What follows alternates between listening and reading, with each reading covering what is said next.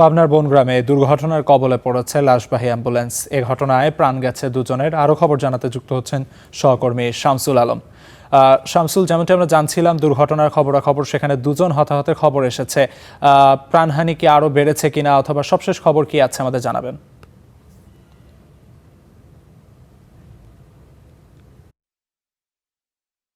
না, প্রাণহানির নতুন করে কোনো খবর আসেনি।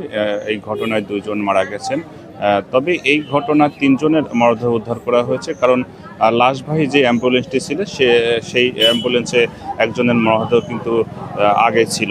সেই মরদেহটি রাজশাহী থেকে পাবনায় নেওয়ার পথে যখন ঘটনাস্থলে পৌঁছায় এবং বিপরীত দিক থেকে ঢাকা থেকে পাবনা অভিমুখে পাবনা এক্সপ্রেস বাসটি ঘটনাস্থলে পৌঁছলে মুখোমুখি সংঘর্ষ হয় এবং এই সংঘর্ষেই ২ জন মারা যায়। অ্যাম্বুলেন্সে যে লাশটি ছিল সেই লাশের আত্মীয় অর্থাৎ তার নানি বুলু খাতুন ঘটনাস্থলে মারা